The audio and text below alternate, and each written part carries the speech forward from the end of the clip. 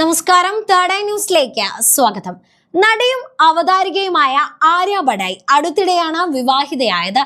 കൊറിയോഗ്രാഫറും ഡിജെയുമായ സിബിൻ ബെഞ്ചമിനാണ് വരൻ. ഇരുവരുടെയും വിവാഹത്തോടനുബന്ധിച്ച് 3 ദിവസത്തെ ആഘോഷങ്ങളാണ് ഒരുക്കിയിരുന്നത്.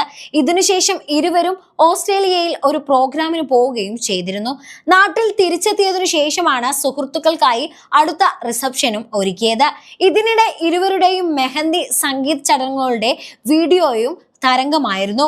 സംഗീത് ചടങ്ങിൽ ആര്യയുടെ ആദ്യ വിവാഹത്തിലെ മകൾ ഖുഷി സിബിനെ കുറിച്ച് പറഞ്ഞ വീഡിയോ ദൃശ്യങ്ങളാണിപ്പോൾ സോഷ്യൽ മീഡിയയിൽ ശ്രദ്ധ നേടുന്നത്. എന്നെ ഒരു രാജകുമാരിയെ പോലെയാണ് മമ്മി നോക്കുന്നത്. എല്ലാവരെയും ചിരിപ്പിക്കുന്ന മമ്മിയെ മാത്രമേ നിങ്ങൾക്കറിയൂ. എന്നാൽ എന്റെ മമ്മി ഒരു ഭയങ്കരി കൂടിയാണ്. ഭയങ്കരിയായ എന്റെ മമ്മിയുടെ മനസ്സിൽ പെട്ടെന്നൊന്നും എല്ലാവർക്കും കയറാൻ പറ്റില്ല. സ്നേഹം കൊണ്ട് മാത്രമേ പറ്റൂ.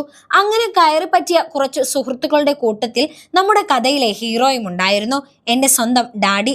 ഒരു വട്ടം എന്റെ ഡാഡിയോട് സംസാരിച്ചവരാരും പിന്നെ അദ്ദേഹത്തെ മറക്കുകയില്ല. ഡാഡി വന്ന ശേഷം മമ്മിയുടെ എല്ലാ പ്രശ്നങ്ങളിലും ഡാഡി മമ്മിയെ ചേർത്തു പിടിച്ചു. ഡാഡിയുടെ ലൈഫിലെ എല്ലാ അഡ്വഞ്ചേഴ്സും മമ്മിക്കറിയാം. മമ്മിയുടെ ജീവിതത്തിലെ എല്ലാ ട്വിസ്റ്റുകളും ഡാഡിക്കും അറിയാം.